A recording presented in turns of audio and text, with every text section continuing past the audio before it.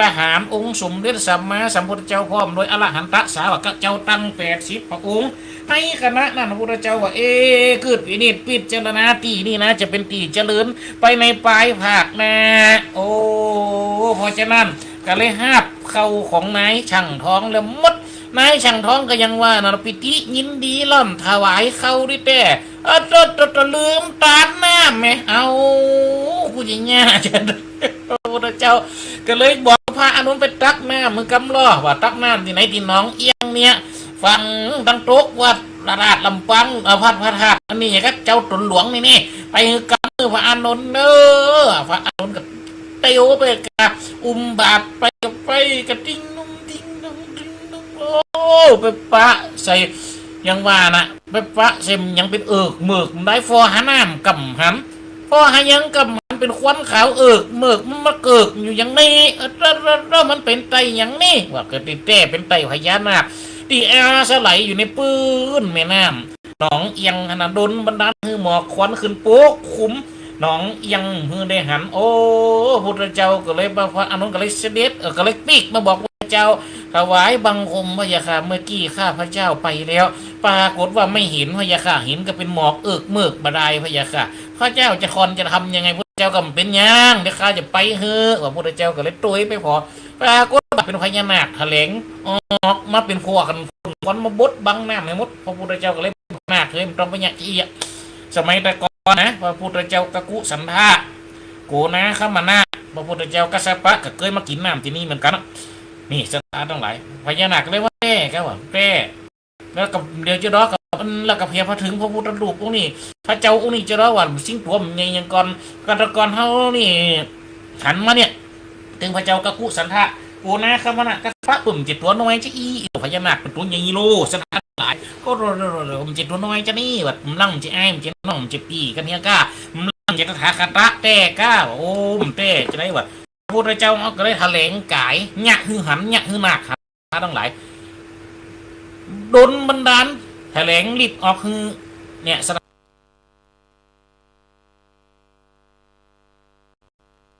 ตาหือมีกายะไงประดุจจังพระพุทธเจ้าทั้ง3 องค์ที่ผ่านมานี่สถานทั้งหลายก็เลยเป็นพระเจ้าตุหลวงนั่นรู้นะพระพุทธเจ้าก็เลยเอามือลูบผมเนี่ยสถานทั้งหลายเขามาฟังเถอะเอามือลูบผมอโศกอย่างเงี้ยอโศกไปฮือพระอินทร์ก็ไปใจพระวิษณุกรรมโดนบันดาลเอาผมไปใส่ขะอุบเกียวเอาใส่ขะอุบหินเอาใส่ขะอุบคำเอาใส่ขะอุบตรองเอาไปฝังไว้ที่ดอยตอมตรองที่แม่บนนึงว่าอยู่หิมอันนี้นะอันสีโคมคำมันนั่นสถาบรรดาพ่อแม่พี่น้องและกระบอกไว้ให้เหมือนนั้นตั้งแต่กาละเวลาคือแปลงพระพุทธรูปองค์ใหม่ใหญ่เต่าที่เฮาจำแรงเนี่ยเนอะคือไว้ตัดติคางน้ำหนองเอียงที่นี่ว่าพญานาคกระหาบคำสั่งมันมาพอเผาเงินคำที่มีอยู่หันปุ๊บจนกาละเวลาตึงมาเขาว่าเวไกอันหลังจากพระคตะอันปรินิพพานแล้วพญานาคตัวนั้นพอเผาเงินคำทั้งหลายเหล่านั้นมาจนกาละเวลาบ้านเมืองเจริญดีงามหมอกก็ให้หมอกก็ดีบ่มีปิดบ่มีภัยบ่มีการกำพาสงครามใหญ่เกิดขึ้นบ้านเมืองอยู่ดีมีสุขพญานาคก็เลยเอาเงินคำมาฮือ2 ตายายอาสไหลอยู่ข้างแม่น้ำก็คือหนองเอียงมีอาชีพตั้งหานเลี้ยงเป็ดเก็บไข่เป็ดไข่หานขายโล2 สัวผัวเมียกับป้ากันได้ฮัดเอาเงินเอาคำที่พญานาคบอกกับป้ากันมาจัดแจงแต่งดาป้ากันมาเอาตังน่ะมาชื่อดินมาถมหนองน่ะที่มาแปลงอันนี้นะสแปลงพระธาตุพระแปลงอันวัดสีคมคำเดียวนี่สถานทั้งหลายโอ้โหแล้วปันดินกีได้แค่400,000 ก้อนโอ้โหแปลงติ๊กจนกาละเวลาขึ้นมาแล้วก็ได้มาแปลงเจ้านี่เป็นเจ้าองค์ใหญ่แปลงเอาไว้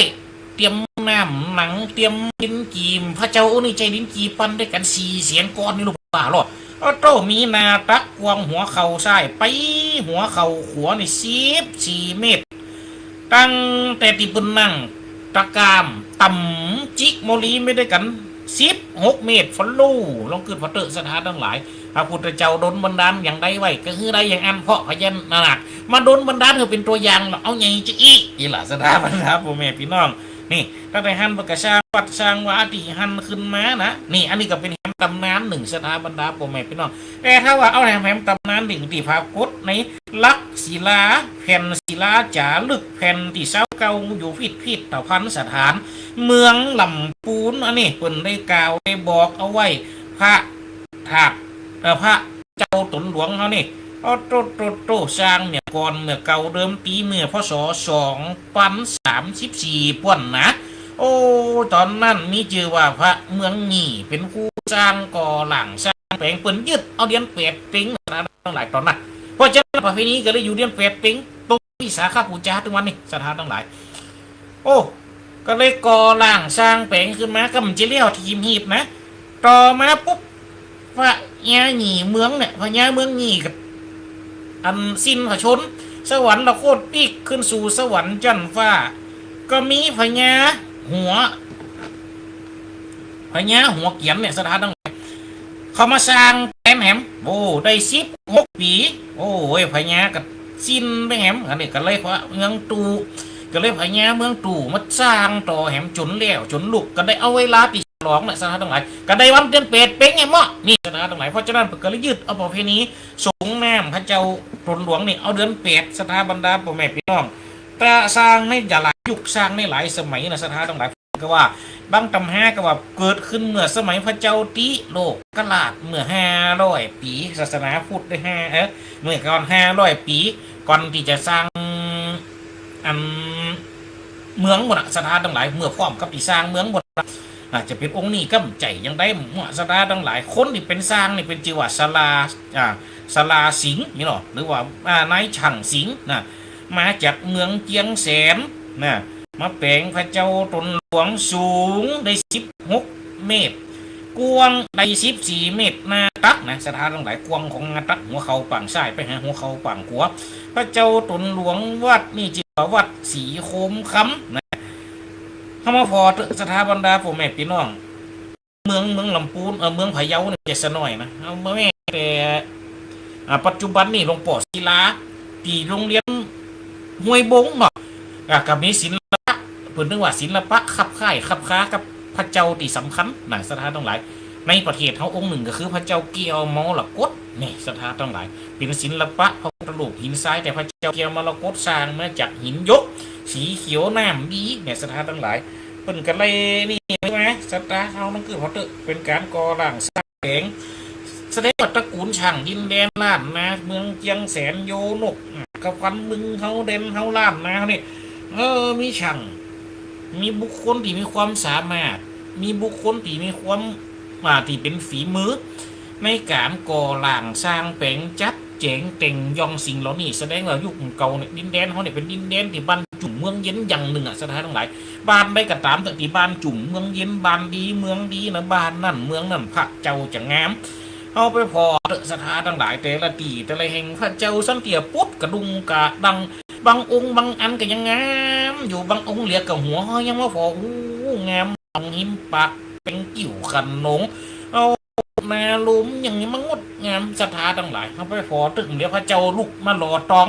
ยุคมาหลังๆเนี่ยยุคเก่าเนี่ยเขาลองคือพอตึกเอามาเทียบกับเดียวนี่อย่างก็ยังงามปอๆกันพระเจ้าองค์ที่เขาเปิดปุ๊บในเมืองลาวเห็นหรอสถานทั้งหลายโอ้ขุดกบกลางแม่น้ำโขงเกาะดอนเต็มเก่านะเจียงแสนเจียงไฮ้วันนั้นก็ยังจัดงามหมดขุดปุ๊บขึ้นมาองค์ใหญ่โอ้สถานทั้งหลายเนี่ยเอากำเจสหน่อยรู้ในการก่อหลังสร้างแปลงแหกแปลงเนี่ยดินแดนล้านนาเขาเนี่ยสถานทั้งหลายแสดงว่าสมัยคนบุญกันนักเหมือนกันเพราะฉะนั้นสถานทั้งหลายเขากับมันกระตำถึงปุ่นเนี่ยลายสีบุญอันใดดีเขาก็สร้างไว้บุญอันใดที่มันงดมันงามสืบต่อจินลูกจินหลานเขาก็บอกต่อกันไว้สถานทั้งหลายเหมือนกับพระเจ้าตนหลวงของเขาเนี่ยโอ้เปิดกระเปงขึ้นมาหรอสถาบรรดาแม่พี่น้องเปิดเรียบเรียงกันมานี่ในสมัยที่เป็นประวัติออกมาที่เป็นรูปเล่มที่มันเจียกันเนี่ยสถานทั้งหลายที่เขาได้มาหันกันนึงวันเนี่ยที่เปิดได้จารึกมันนี่ก็มีอยู่หลายจือก็มีอยู่หลายอย่างก็มีอยู่หลายตำแหมีอยู่หลายตำราในสถานทั้งหลายที่เป็นพระกฏเนี่ยนะเมื่อพศ2509เปิดกระโยกวัดพระเจ้าตนหลวงหรือว่าศรีโคมคำเนี่ย เป็นวัดพัฒนาตัวอย่างโยกขึ้นเป็นพระอารามของจันตีวันที่17 เมษายน 2523เนี่ยสถานทั้งหลายโยกขึ้นมาเนี่ยนะสถานทั้งหลายก่อนโตลูก ขึ้นมาเป็นวัดพระอารามหลวงในสถาบรรดาพ่อแม่พี่น้องสำหรับวิหารที่เฮาหันปัจจุบันเนี่ยสร้างขึ้นมาในพ.ศ. 2067นะสถานทั้งหลายในแผ่นศิลาจารึกนะที่ทางวัดนี่ตัวนะครับที่เป็นวัดเป็นว้านี่นะเนี่ยสถานทั้งหลายแสดงว่าดินแดนเฮานี่มีของดีเพราะฉะนั้นเฮาก็บอกกล่าวของดีนี่คือเสียบจินลูกสืบเขียวจินหลานเจริญพรคุณโยมแม่โยมจิตอินทระอิจิตอันนี้บนตักมาตังเฟซบุ๊กไล่เฮ็ดออกกอดเจ้าออกอันนี้แม่เน้อดำมาว่าสักแก่นกับเดียวมาหาสักตอมสักแก่นปุ้นอ่ะสดาปุ้นอ่ะอีแม่ลองมันเท่ามันจะสวัสดนะตอนขาวๆตะเบาะตะแบะนี่มันจะมาตีเกี่ยวเตกดังตูบในปากนี่มันจะมาเตียปุ่นเนาะรอเท่าปุ่นเนาะตักก็ใส่ปากกำคบเตกตุ๊บขี้คุณเตกออกกูดังกุ้มเนาะมันจะชดมานะแถมหนุ่มๆนี่มาเตียสถาบรรดาพ่อแม่พี่น้องนี่ก็ยังว่าล่ะวัดพระเจ้าตนหลวงนี่กับสร้างแผงมาหลายเตือหลายทีหลายปีหลายหนกับชั้นเตี้ยจนพ่อแห้งนะสถานทั้งหลายก็เพราะว่ายังเตี้ยกับเป็นช่วงที่สงครามบ้านเมืองเกิดขึ้นนะจนครูบาศรีวิจัยเขาสถานทั้งหลายมาพัฒนาเมื่อพ.ศ. 2465เนี่ยสถาบรรดาพ่อแม่พี่น้องพ.ศ. 2465นำมาแปลงวิหารต่างๆนานาบูรณะคือได้งดได้งามวิหารนี่ก็มีความกว้าง18 เมตรยาว50 เมตรโดวิหารองค์ถึงวันนี้นะสถานทั้งหลายมันเจสน้อยนะตึงใหญ่ตึงยาวพอขึ้นโอ้ขยับเจินเสาออกได้งดได้งามได้หันได้ทีเห็มน้อยเนี่ยสถานทั้งหลายอันนี้เขาก็จะเล่าให้ฟังแห่งกำหนึ่งอันที่ว่าพ่อครูเขาเปิดได้เล่าให้ฟังหมดว่ามีญาติคนหนึ่งที่ได้เคยไปไว้พระเจ้าตุนหลวงเนี่ยเปิ่นพอหันกันทื่อๆเปิ่นกระเหมารถไปพอเนาะยุคเก่าเนาะปรากฏว่าแกมันกลับไปด้วยเก่าแต่แกพร้อมหันเหมือนว่านี่เพิ่นว่าแกว่ามันมีแต่นะทุกเอาคนมีบุญพร้อมหันเนี่ยว่ามันแต่ก้าเขากระถามเนาะมันแต่ทุกเอามันเป็นเหตุเนี่ยคือสำแดงเก่าหรอกแกว่านะตอนนั้นเปิ่นกลับไปด้วยเป็นญาติแกที่เป็นแม่ยิงเนี่ยแกโมฟังหรอกปรากฏว่าเปิ่นไปพอเนี่ยหันสถานทั้งหลายไปพอพระเจ้าตุนหลวงเนี่ยหันแต่เขี้ยเขาปุ๊กหันได้หันเป็นเขี้ยเขาปุ๊กอย่างกับจุ่มพวกไม่พอหาพระเจ้าอยู่ที่ไหนกับหันนี่สถานอะไรไอ้นี่ผมยืนยันมาฟังเลยนะปิกมาได้เหมือนน้ำเหมือนยังหวานว่าคนบรบุญมีบุญเติงจะได้หันนี่หรอสถานทั้งหลายแกก็เลยว่าสบายเป็นจอมเจาะดอกไปเงี้ยไหนจะเลยวัดผากจากไปเงี้ยเนี่ยสถานทั้งหลายมันเป็นสบายหรอมันเป็นผักกุ้งหันหรอเนี่ยสถานทั้งหลายเป็นว่าแต่ทุกเอาอย่างนี้นะมีแต่คนนั้นยืนยันว่าผมอูเขาฟังเลยหรอโอ้นามันมาเลยได้แม่เด้อรอมสักวางสักเขานะนี่แม่อันนี้โยมแม่สมจิตเนอะปกติตักก็มาอูกันตั้งเฟซบุ๊กไล่นะอันนี้ผลพิมพ์เข้ามานะสถานทั้งหลายมากะเปิดกะอูฟังนะบางคนหันนี่กะตึงมีแต่นี่สถานทั้งหลายมาก็เลยว่ามันจะเป็นอย่างอีไปแต่เนาะเพราะฉะนั้นมันก็อยู่ที่บุญเก่าของจริงเพราะฉะนั้นใครได้บุญก็คือมันกระตั้มนะสถานไหนไม่อยู่3อย่างในเตอะคือตานรักษาศีลเจริญจิตตะภาวนาเนี่ยบอกว่าบุญกี่ที่ยาวัตถุโลกเพราะฉะนั้นสถานทั้งหลายเขาไขบุญหนักสิ่งที่เขาคือมีหนักคนหนักสิ่งหนักอย่างนี้ก็คือบุญเนี่ยสถานทั้งหลายบุญเนี่ยร้อยสีทำในดีทำเป็นสิ่งดีๆมันก็ย่อมจะต้องเป็นสิ่งดีตอบแทนคือได้บังเกิดนะสถานทั้งหลายเหตุสำแดงนี่ก็มีหลายสิ่งหลายอย่างตามที่ผมได้อูได้จ่าได้พัฒนามาเนี่ยสถาบรรดาพ่อแม่พี่น้องการที่เฮาได้นี่นะดินแดนบ้านเฮาเนี่ยนะเป็นคนดีเป็นห้องว่าเป็นดินแดนแห่งการทำความดีนักอย่ายุ่งเก่าอันเฮาจะเอาไงปันนี่ยังเฮาจะมีไปวิพาธาตุอยู่สูงเพื่อด้วยโอ้โดกูจิกกูแจงบ้านเมืองเฮาหยังไปทิศตะวันตกก็มีวัดหยังวัดพระธาตุดอยสุเทพเฮารู้ก็อยู่ที่สูงขนาดนักสถานต่างๆไปฟอเตอร์โดยเฉพาะเป็นหีดเก่ามาแบบเบามาเพียงเมืองลำปางวัดพระธาตุลำปางหลวงโอ้ก็อยู่ที่สูงก็รู้สถานทั้งหลายถึงวันนี้แถวตำบลไม่สุขเขานี่วัดพระธาตุในแฝงบนดอยทั้งนั้นสถานอันนี้เป็นการวัดจิตเป็นการวัดใจของคนเฮาอยู่อย่างหนึ่งนะคนเฮาจะไปวัดใด เพราะจะเนี่ยได้การทำความดีก็เป็นการวัดจิตวัดใจอยู่อย่างหนึ่งแม่นก็สถานทั้งหลายอ๋อสันเดียก็เป็นพวกอ่อนปอละการทำคุณงามความดีนี่เมื่อกระฟอสีทาจะยากแต่มันกำจะได้ยากเกินไปที่ถ้าเขาจะทำเพราะฉะนั้นบุญอันนั้นเป็นสิ่งที่น้อมนำเขากระทำกันเอาไว้บุญได้เป็นสิ่งที่ดีเขากระทำกันเอาไว้บุญได้เป็นสิ่งที่ควรจะบอกคือกันสืบต่อเขาก็บอกสืบต่อกันเอาไว้สถาบรรดาพ่อแม่พี่น้องอันของเก่าก็จะหายไปติ๊กๆอะกะมันก็สถาทั้งหลายนะเพราะฉะนั้นในยุคของเขานี่คุณงามความดีสิ่งอันใดดีๆเขาฝ่อเขาหันกับมันเนี่ยน้ำจี้เนี่ยจี้บอกให้ลูกให้หลานตันเต้าเนี่ยให้ได้หู้ให้ได้หันให้ได้กระทำตามปลาเขาไปหันปลาเขาไปนี่ไปก็จะไปยอมได้แม่มันก็บอกก็ตัวสมัยแต่ก่อนที่แม่เป็นละอ่อนคือมาเป็นเจียมาไม่ได้นะแม่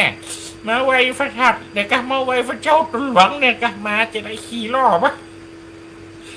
มาไก่ก็มาตั้งลำปางมาตั้งวังเหนือเวะแอวนำคันทองที่อยู่แคมป์ตั้งอะไรนะมันบอกมันกล่าวเขาสตาร์ทั้งหลายสมัยแต่ก่อนพวกไปไว้รถสุติทุกพวกอะเอาลูกนั่นเร็วเร็วไปกันเนี่ยสถานไหนบอกให้เขาหันให้เขาได้หู้ก็โตมันเป็นการอยู่ยังหนึ่งนะมันเป็นการถนอมถึงยังความงามแห่งสังคมอย่างยังมันได้อยู่กู้กันไปคนเฮาเนี่ยถ้ามีสิ่งเหล่านี้มีวัฒนธรรมน่ะก็คือเป็นสิ่งที่ดีสถาบันดาพ่อแม่พี่น้องมันก็โอ้ว่าจะเป็นบ้านว่าจะเป็นเมืองจะเป็นความรุ่งเรื่องของประเทศถ้าว่าขาดพื้นฐานวัฒนธรรมที่มันดีมันงามนี่นะสถานทั้งหลาย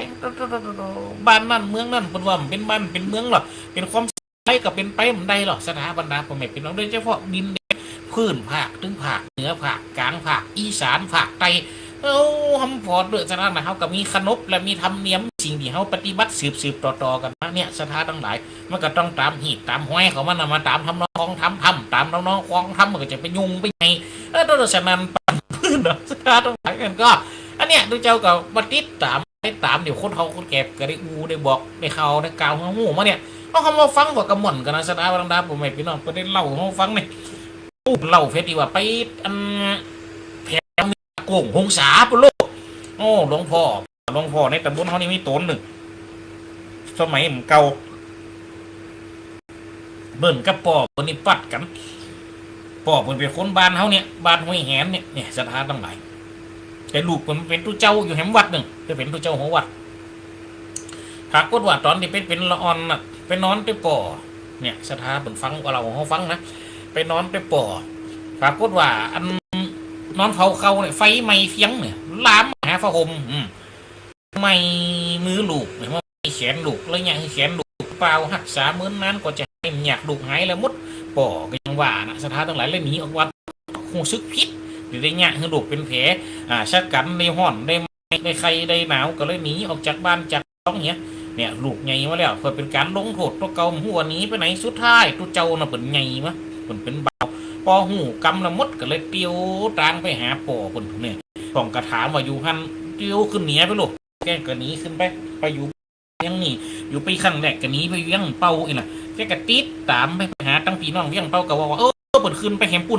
ไปตั้งอันนี้ปุ่นนี่ไปตั้งแม่เล้าแม่เลื้อปุ่นไปถึงบ้านนั้นแกกระตุ้ยไปเห็นไปทัวร์กดไปตั้งหมู่บ้านแม่เล้าก็บอกโอ้แกขึ้นไปปุ่นไปตั้งในอำเภอเมืองปุ่นตุ้ยไปถึงอำเภอเมืองเห็นปรากฏว่าตั้งอำเภอเมืองก็บอกโอ้มาจ้าไปวางก่อนเนี่ยแกหนีไปแล้วปุ่นไปตั้งบันจองไม่สวยปุ่นแกตุ้ยไปเห็นบันจองไม่สวยไปถึงงานปุ๊บหมูตั้งวันต้องไปเจอก็โอ้แกหนีปุ่นไปฟังพม่าลายหน้าปุ่นอีหลุยุกเก่ามันข้ามหากันไงแกเตียวไปเขามาฟังเหมือนตัวหาป่อเนี่ยสถานทั้งหลายเป็นตีหน้ากัดอกเราเขามาฟังหมดแต่เป็นความพยายามคนเก่าสถานเตียวตีนเรายุคนั้นหรอกโอ้ไปกันแซมจับเสวันเดียนปิงพูดพอดีผมฟังนะเป็นจับเดียนปิงพูดพอดีไปขยมดิไปตัวไอ้ปืนนะมาเล่าฟังหรอแกแบบคนมันเฮาหรอโอ้ไปที่ไหนมีกับคนตานกับยังว่านะเดินทุดงไปหน่อยไปขยม3-4 คนกับเจ้าเห็ดต้นโอ้ก็เป็นตัวสอหาป่อปนไหนหูไปถึงปุ่นปะกูเป็นกำแมนต่างภาษาไอ้สถานหลายคนเป็นว่าจังเนี่ยหรอ แกก็ไปตัวช่วยหาปอมปุ๊กนี่แกกับปีกมาอย่างดูฟังบทอูฟังเด้อสบายเด้อแกก็โยมไปตัวเจ้าโอ้ตัวหาบตัวก้อนว่ะหับก้อนหับยังเป็นลูกหับขัวหับยังคือนี่ฟังบทอูฟังได้หน่อยมันม่วนนะนี่ของเก่าเขาไปอูคือลูกหลานเขาฟังกระทั่งตู้เนี่ยถ้าเขาชอบฟังอย่างดีเลยป่วยเขาเล่นโทรศัพท์อย่างนี้เลยป่วยกุ้มก็เล่นเกมเขาใช้ช่วยฮักกันเขาใช้ช่วยฮักกันมาอยู่นี่เขาจะยิงกันแล้วเอาก็จมว่าฟังได้พวกนั้นสันเดียนะใครจะมายิงกันอยู่เต็มมูนี่ตายแล้วกูมึงเอ้ยยังกับขัวเราเป็นก็เราเป็นก็นี่เต้ไปใจยังเขาเล่นเกมนี่สดาทั้งหลายเพราะฉะนั้นอันใดที่มันดีเดี๋ยวเขาสืบตามกันไหมเขากับมันอู้มันจะฮือลูกหลานตันเตาของเขาได้ฟังบรรดาพ่อแม่พี่น้องนอกของเก่ามันก็ป้ากันเอาไว้ของเก่าแล้วเก็บมาคัดสีมันเป็นของดีสืบลูกเต่าอย่าบันทึกว่าแล้วไม่กล้าเนี่ยเพราะฉะนั้นสถานทั้งหลายตอนได้ติ่มเก่ากันเล่าไปเล่ามียังเล่ากันเล่าตำนานกันนี่พวกนี้ก็ได้สถานทั้งหลายเอามาฟังคนเก่าเดี๋ยวกันเล่าเป็นที่ม่วนเหมือนกันนะนี่โอ้ยอย่างเอาหมูกับมันหมูปากบื้นวะแต่ก่อนลงมาฟังย่ำเนาะมันปากบื้นมันต้องเกิดมันบื้นอย่างนั้นโอ้ดิแต้มใจนะมันจะเนาะแต่ตะกอนไปปากเลี้ยมยังปากเดี๋ยวป้าทั่วเขากำลังทำมันนี่เนี่ยว่าหมูปากเลี้ยมปากหมากระแตกแล้วมันไปบื้นจะเนาะเอาเหมือนใจเหมือนใจจะเนาะเหมือนใจคือไปบอกว่ายังคือโคนหลอกขาบได้แล้วนี่หมูไปบอกหลอกขาบได้แล้วมันตายแล้วก็มีเทียมหมูไปปุ๊บขี้ข้านโอ้โหฟังนั้นแล้วจะเนาะไปมัว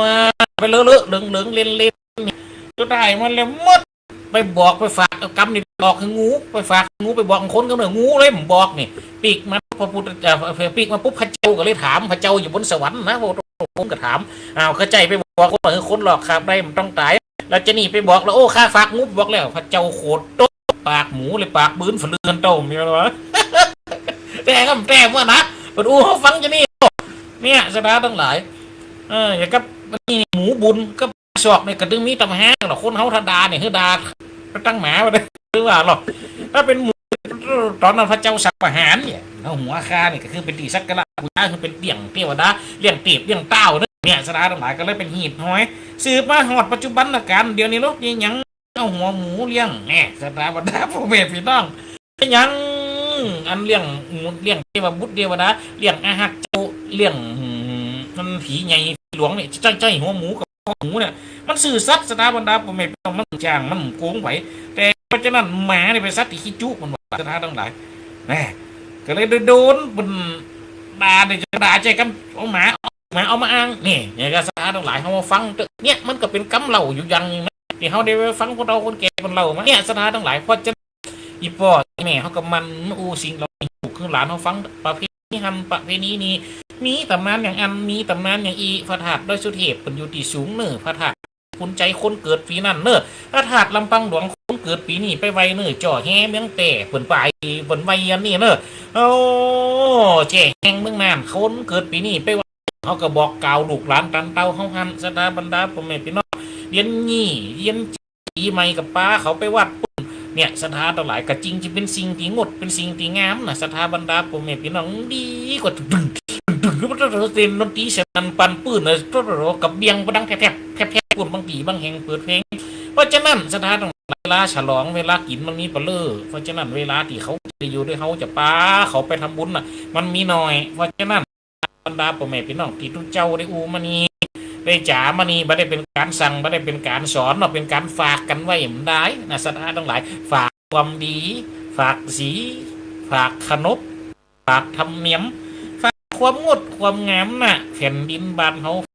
เนี่ยเป็นแผ่นดินงามดินหลุ่งแผ่นดินเรืองเลยนะในยุคพุทธกาลสมัยตะก่อนโอ้ก็มีการสังขยนาครั้งแรกกับเมียงเจียงใหม่แล้วเขานี่มันจะสน่อยนะเขาสังนะผัดไตรปิฎกปุ่นนะสถาทั้งหลายเขาก็มาเกิดพอเตอร์โอ้พระธาตุโดยเขางามปันไหนพระธาตุหาลิคุณใจเขางามเพียงใดพระธาตุลำปางหลวงปโตสดใสอย่างใดจ่อแห่เจ๋แหงเมืองเป๋เมืองน่านเฮามาฟอเตอแทบจะกู่จังหวัดเป็นตีเพิ่งปิ้งตั้งใจเป็นตีอาสไลแห่งการทำบุญของคนเนี่ยทั้งหลายเพราะฉะนั้นเขาป้ากันจ่วยหักษานบธรรมเนียมและ ประเพณีสิ่งเหล่านี้อยู่คงแงวสืบประจิรังการดินแดนบ้านเฮาเมืองเฮาอันใดดีปักกันสืบเอาไว้สถานทั้งหลายอันใดให้กับไปเอาข่วงไปเพราะฉะนั้นที่ดูเจ้าได้จ่าได้พันละนามาการยกตัวอย่างกูจ่าได้มันได้เป็นการไม่ได้เป็นการสอนเนอะสถาบันดาพ่อแม่พี่น้องนับแต่นี่ไปแหมวันตึงก็คือวันอาทิตย์เวลา1718 นาฬิกาถึง19 นาฬิกาเขาปบกันแหมกำหนึ่งสถานทั้งหลายจะมาอูเขาก็จะได้มาจ่าป้ากันในคณะนี้เพราะฉะนั้นบุญใดดีเขาช่วยกันรักษาสืบไว้บุญได้ให้เขาปล่อยหายตามกาลเวลาเพราะฉะนั้นสิ่งดีๆต่างๆนั้นนะสืบซ้อนสืบศาสนาเป็นกาละลายืนยาวสืบไปเพราะฉะนั้นเนอวันนี้ได้อูได้จ๋าได้มามากระสมควรแก่เวลาแล้วก็ขอสมมุติยุติการอูขอสมมุติยุติการจาการพัฒนาจบเพียงตัวอีนกลาฟ้าป่าสั่งลาหนองเต่าน้อยลากองเต่าน้อยลาอองมองสั่งลาเขาบัดนะกำจัดตุเจ้าได้หมดเวลาลงแล้วก็ขอวาดบงปงปานกาบแก้วไว้ตัวอีเนนายขอลากันเนอศรัทธาทั้งหลายตึงยิงตึงใจโจบลงเดี๋ยวเจ้าโจบลงเดี๋ยวเจ้า